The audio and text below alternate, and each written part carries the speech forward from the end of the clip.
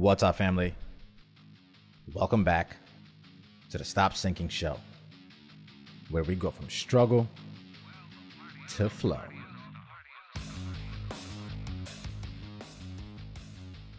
If you've ever read the bio of this show or caught on to the paradox that I tried to walk the line of, it's doing versus being.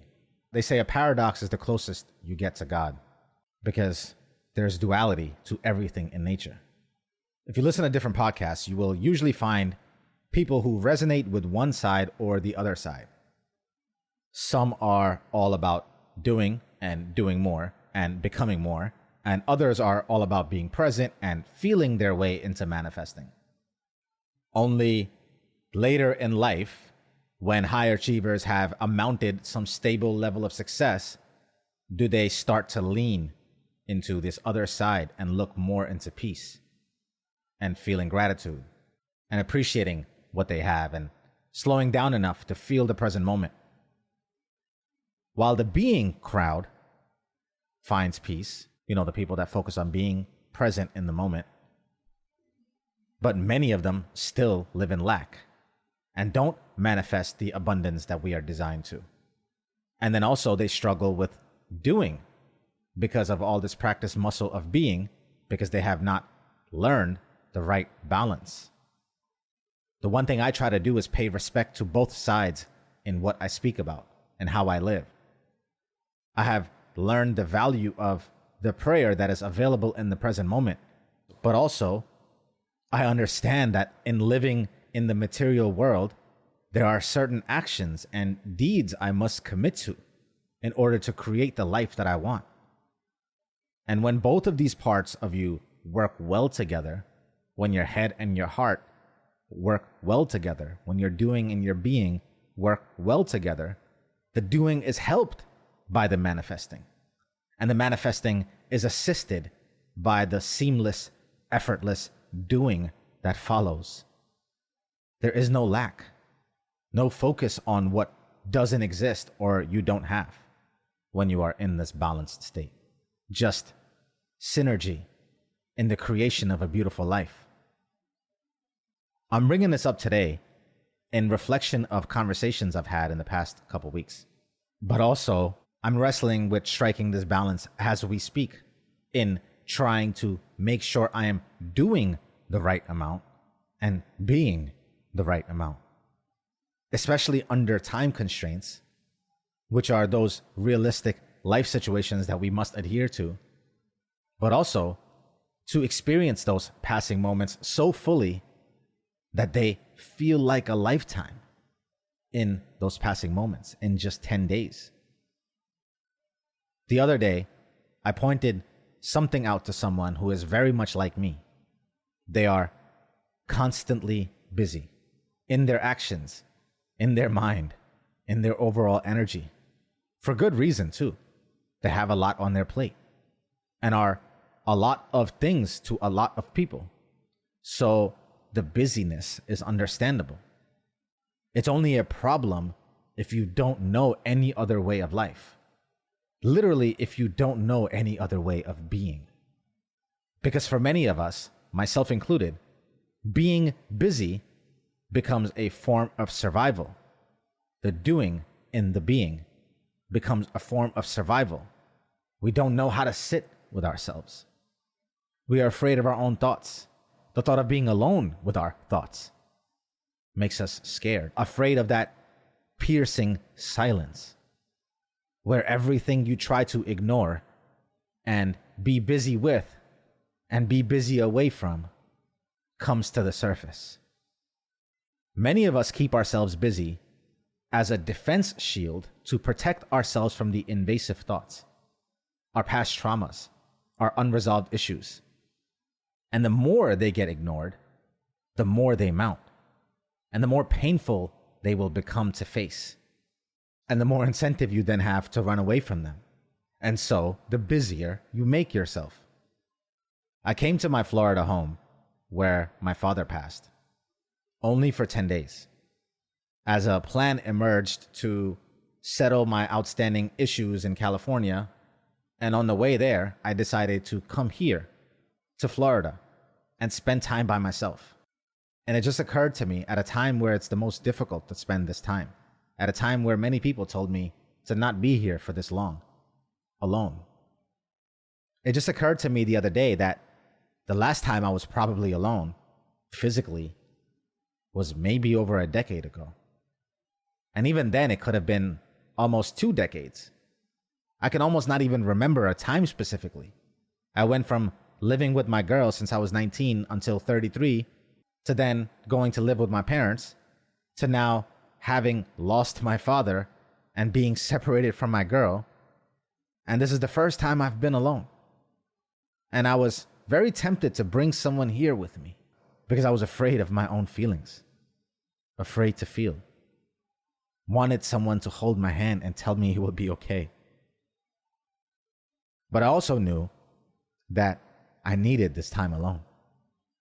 So I made the difficult decision to come here for 10 days and process my emotions and cry as loud as I need to, so I can somewhat accept the passing of my father and get back to being someone my family can rely on, all in 10 days. So while I am here, I have been asking myself this question: how busy should I be? What's the right amount of busy so I can make the most of these 10 days? The right amount of busy that doesn't prevent the living of life, but also allows for the feeling of feelings. I obviously came here primarily for my feelings, just to process everything, just to see how it feels to be here, to live in this place where he passed. Can I even do it? Do I need to sell the place now? None of these things are a logical decision. They're all emotional. They all need to be felt out. And there was no way to decide this remotely. I had to literally come here and sit in this place and see how it actually felt. But of course, while I am here, I have been trying to do what someone would do who has been away from their regular life for over a month. You try to catch up, sitting at my desk, getting things done, making calls, planning for the future, going to the gym, connecting with people, all in 10 days, while also trying to make the time to feel my feelings. It's almost unreasonable and hard to toe the balance of. I realized yesterday I have been too busy because I got on the phone with my girl, and it was the first time all the noise stopped. The first time it was silent, it felt like. First time it got quiet since I have been here. I have just been running and running, didn't even realize. And being on the phone with her while it was late night, while my headset was now busy with her and could no longer click the next YouTube video or work on the next thing, just being quiet with her made me so emotional. I was trying to eat while she kept me company, and I just kept getting anxious. And she showed me a breathing exercise where you raise your hands in the air and you breathe deeply. And just the breathing deeply and slowing down for 5 minutes, just the slowing down and breathing deeply, made me burst out in tears. That's when I knew I had been too busy. Too busy that just breathing unlocked what I had been suppressing. Just a few minutes of quiet, and it all comes up. It's no wonder we run away from it. But if you don't process it, if I don't process it, running away will be the only option I will have left. I will have to commit to the constant noise, constantly tuning into the next thought or the next idea or in the next action, constantly doing, I will have made being impossible to be. Does that sound like sustainable to you?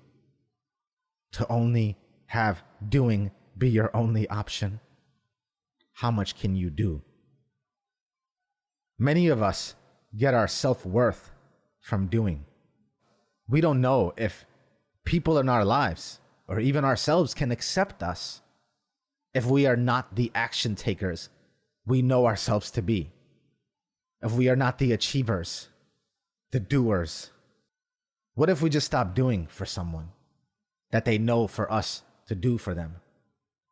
What will they think of us? Will they love us the same? Will they start hating us instead? Joey said, they like it better when I let them live rent free. I never knew that once I stopped that we'd be enemies. It's quite possible that you lose some people who are only there in your life for the doing you provide for them. And in some ways, we are all here to lift a burden for each other. But those same people, if they love you, and if you love yourself, can accept you if you can accept yourself when you are just being. When you are just seemingly unproductive, staring into space, lost in thought, resigned from the future, entirely in the present. If they love you, they will let you be. Literally. You don't have to be anything for anyone else. You just have to be for you. And if you are not being enough, all of your doing will leave you feeling empty, out of sync and detached. If you want sustainable peace, the ease to breathe, you gotta strike the right level of busy. I love you, family. Stay true always. I'll see you on the next show.